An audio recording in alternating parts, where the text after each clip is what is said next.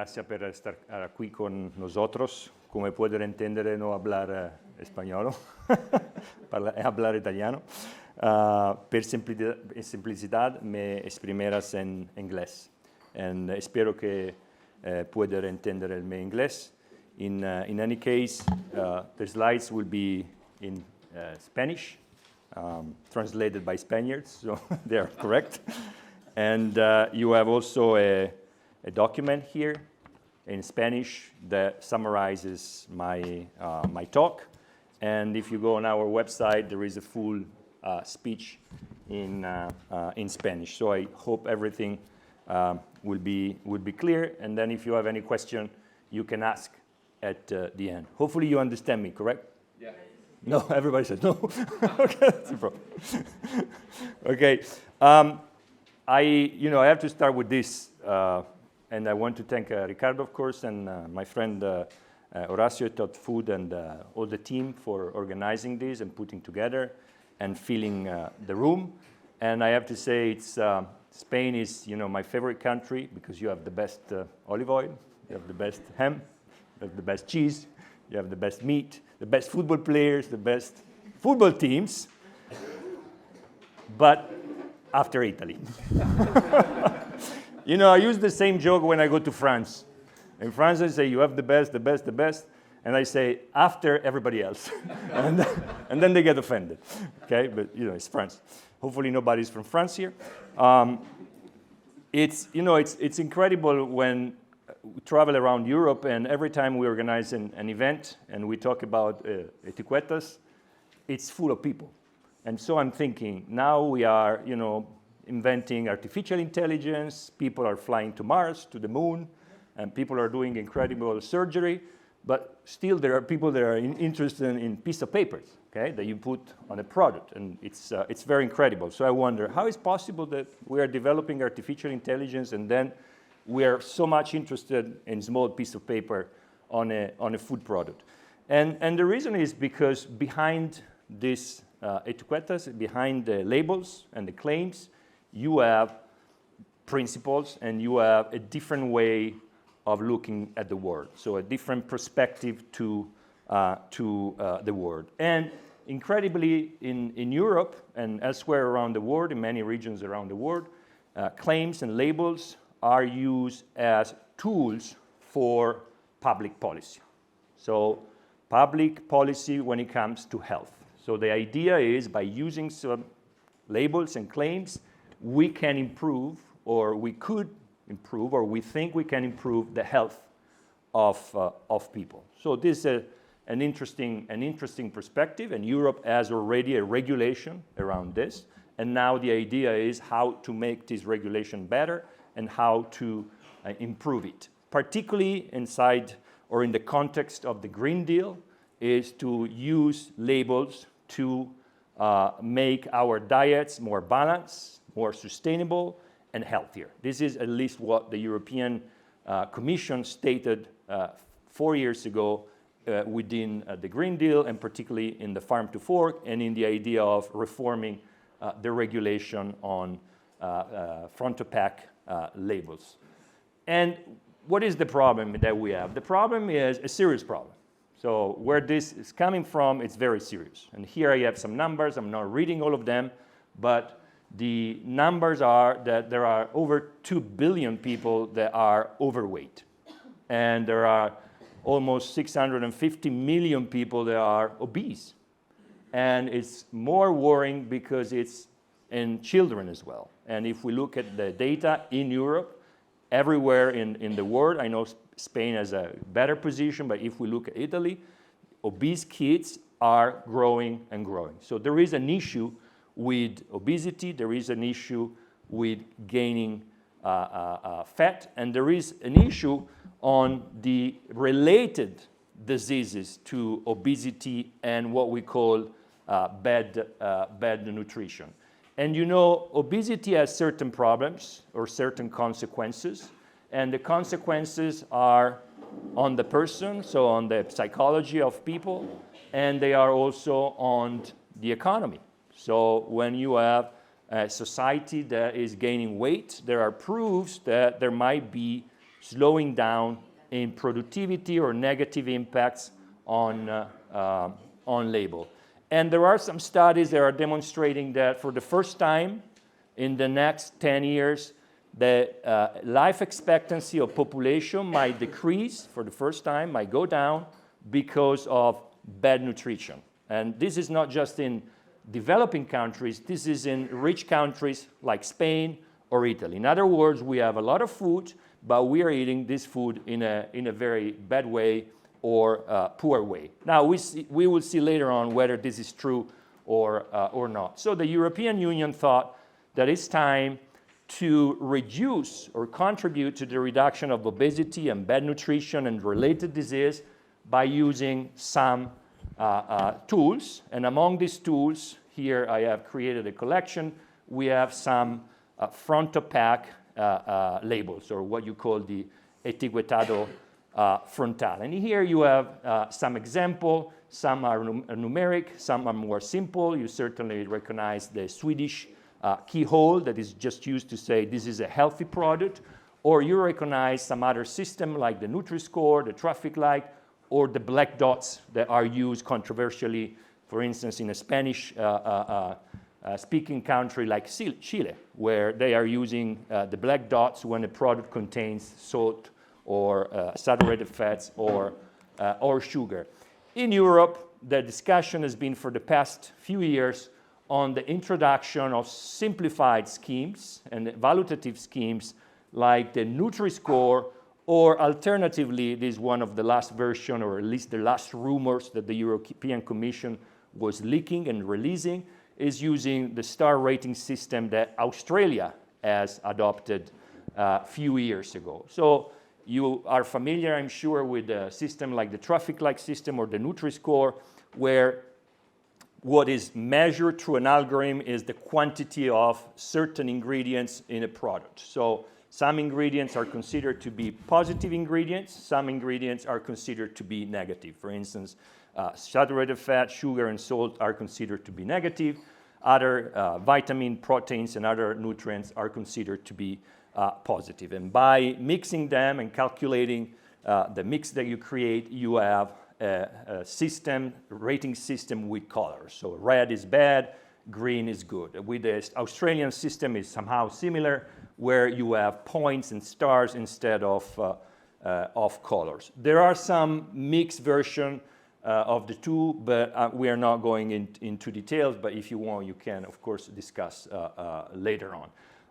So this seems to be a very simple and easy solution. In other words, you go to the supermarket, you see the color on the product, and you say, this is green, is good and healthy for me. This is red, is unhealthy for me. And it seems to be a very simple solution. It seems to be a solution that should solve the problem and make all of us healthier. But if we look at the first results and the first scientific studies, unfortunately, there are not positive results. In other words, people are not getting healthier, particularly where systems like the Nutri-Score have been used. In France, there are no results that the number of obese people is being reduced. There are no proofs that people are eating a more balanced diet. Is it true that systems like the Nutri-Score have been around just for a few years, so scientifically you don't have enough time to make a precise study, but certainly the results expected are not coming. Then we have to ask a question though. Is the problem with obesity or bad nutrition linked to what we eat, the nutrients, or is linked to something else? So at our Policy Institute, where we are not nutritionists, but we have engaged with nutritionists and medical doctors for more than three years now, we have asked which is the reason behind obesity and which is the reason behind bad nutrition. And we found out that nutrients are not the problem. Nutrients could be a part of the problem, but the real problem is linked to, for instance, our DNA, is linked to our metabolism, and is linked, for instance, to our lifestyle, to the way we live. As a matter of fact, we said more times that the problem is not what we eat, but the problem is how we eat and how we live. In other words, el problema no es qué comemos, sino cómo vivemos. That is the problem. And if we look at systems like the Nutri-Score or a like system, they are not considering how we live, okay, how we consume calories, or how we intake calories, but they are just focusing on specific nutrients, being sugar, being saturated fats, and so on. Instead, if we look at, for instance, at kids today in Spain, like elsewhere in the world, we realize that, yes, they might eat some too much sugar in some cases, it's absolutely true, but it's also that they don't play anymore. They don't run. They don't go out and play as we did, or our generation, my generation, some of you are much younger than me, did in the past. So problem, again, is not what we eat, but the problem is how we live. And the question is, are systems like the Nutri-Score, a like system, investigating how we live? The answer is no, they don't. They are based on portions, and they are based on a mix of nutrients. And in some cases, the nutrients are considered negative with the 40 points, or they are considered positive with the 15 points. They don't consider our full diet. So in other words, you go to the supermarket, it tells you this product is healthy, this product is not healthy, but it doesn't consider who I am. And it considers all of us equal. In other words, one fits all. But as we know in this room, we're all different. If now we take 1 spoon of sugar, or if we take 1 spoon of Nutella or chocolate, the impact that spoon will have on each of us is completely different. Some of you now are going out for a run, some of you are going back to the office, some will be on Netflix all day, some will be on the couch, some will have a very stressing life.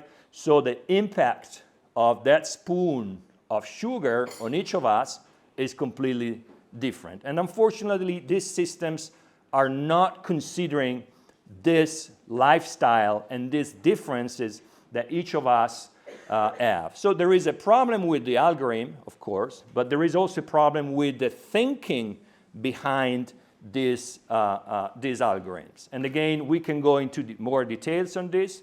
And if you go on our websites, we publish studies by more than 320 researchers, not just Italian or Spanish, but worldwide researchers that are demonstrating the scientific and nutritionist weakness of the Nutri-Score. But as a policy institute, we wanted to go a bit beyond of this. So we didn't just focus on the nutrient, we didn't just focus on the algorithm, but we focus on what is behind systems like the Nutri-Score. And we thought that these systems are reflecting the past. They reflect society, how they were based 200 years ago, like a Hegelian society, where a small group of scientists, parentheses French, are designing what is healthy and what is not healthy. And this to us, in a liberal society, in a liberal perspective, is extremely dangerous because the consumer is not educated to make a choice. The consumer is driven to make a choice. In other words, you go to the supermarket, you see green, and you are guided to think this is healthy. But you don't know whether this is really healthy for you or it's not healthy for you. It tells you it's bad, but you don't really know whether it's bad. And the classic example, it's green, and you buy 10 because it's green, and you eat 10 because it's green. You find one that is red, and you don't eat it when maybe could be good for you, and maybe you need it because, I don't know, you are depressed and you need some chocolate. So the problem is that our critical thinking is a bit undermined. So you go there, you are not invited to think as human beings should do, but you are invited just to choose. And this, to us, is a very threatening limit to individual freedom. Individuals should be able to make a free choice, and in a democratic, advanced society, people should be free to make choices. Wrong or good, but make choices. And what they need is not to be told what to do, but is to be educated, to receive information and knowledge to make critically thinking choices. But there is another problem that I mentioned earlier, and the problem is diversity.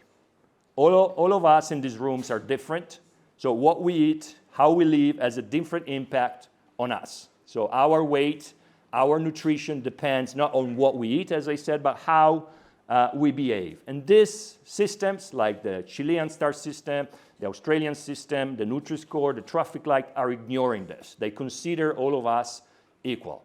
And this is creating a problem of freedom and diversity, but it's also creating a problem for business.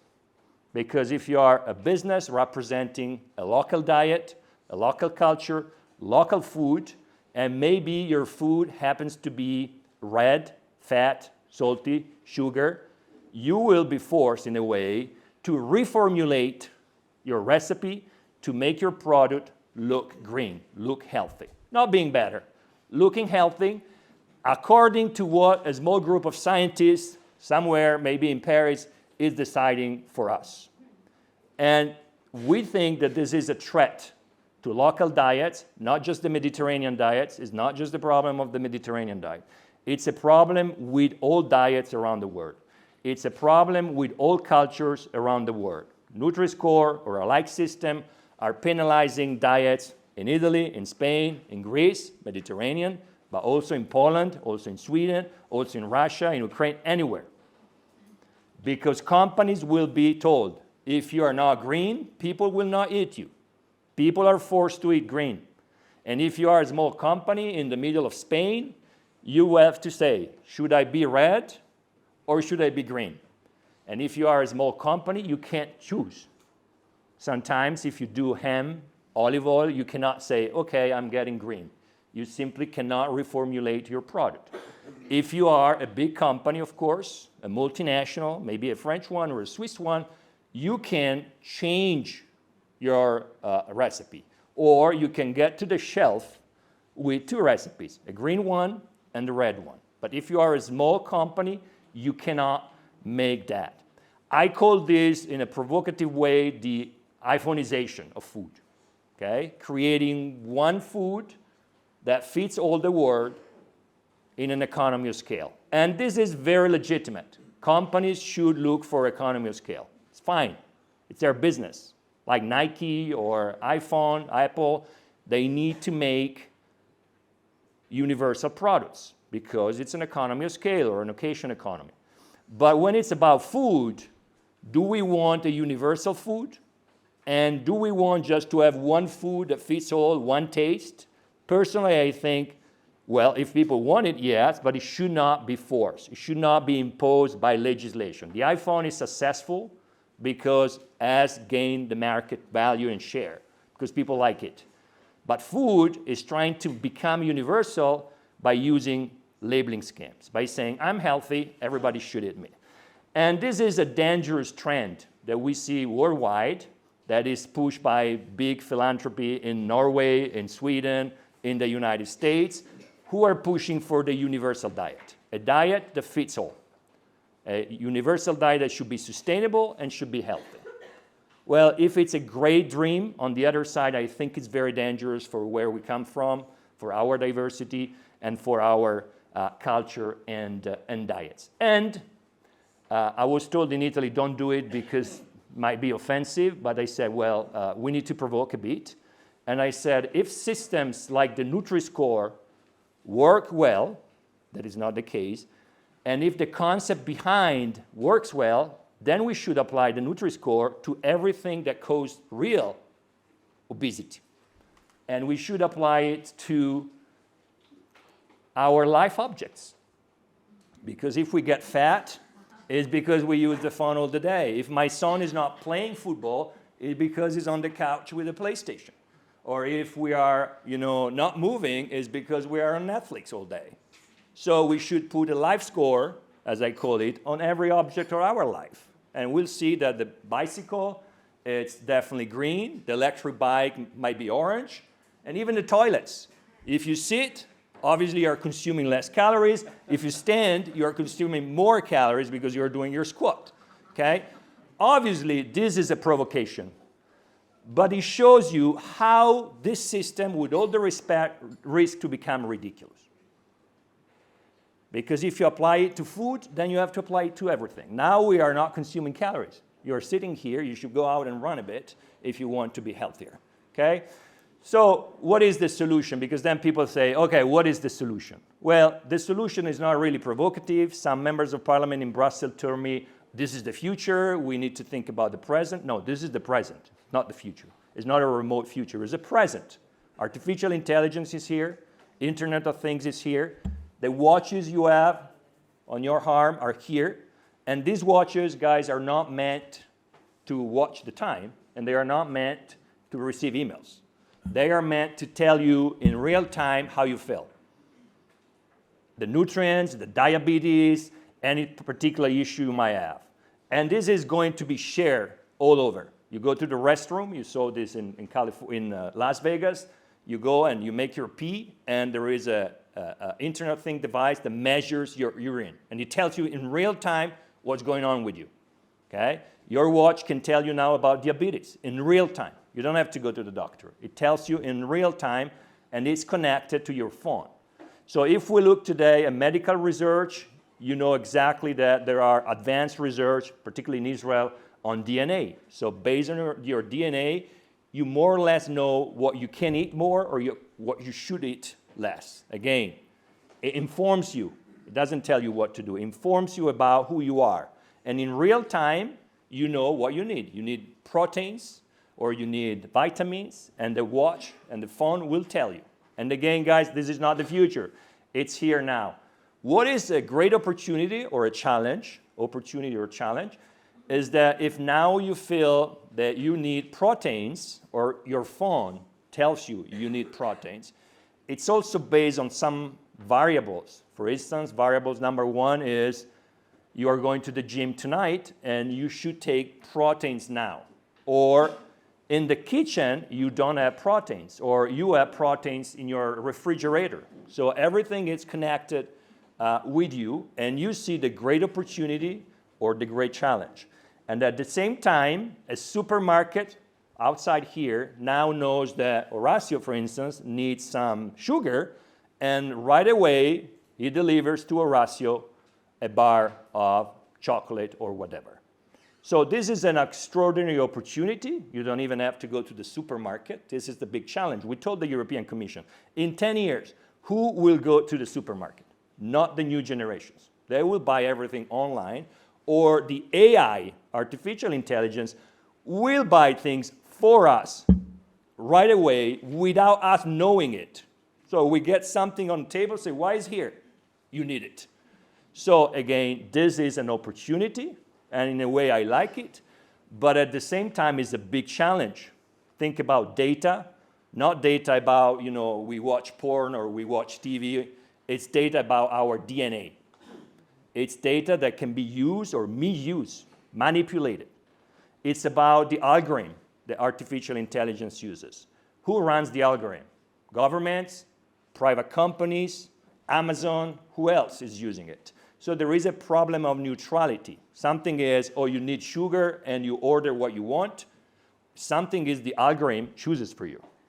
So we told the European Commission, look, don't really waste time with the past.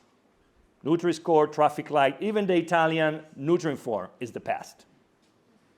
What is the future that is the present is what we see here with the personalized diet. The personalized diet is a great opportunity because it's designed on each of us, but at the same time is a big threat.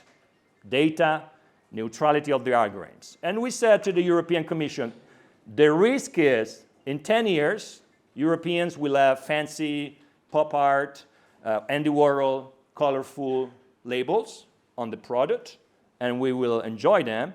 But our kids will not go to the supermarket and might use artificial intelligence developed by the United States, developed by China, developed by Russia, by Iran, or by Middle East countries, and not by Europe. And I don't think that this is a great opportunity for us. It's a great opportunity if we think about what is happening and what will happen in the past, in the future. So for the discussion is, personal diets are a great opportunity, but at the same time, they are a great threat. And I think our focus now should be on what will happen next and not what happened in the past. These are my contacts if you want to be insulting me or if you want to share information with me. Otherwise, I will be here. And gracias mucho for entenderme, hopefully.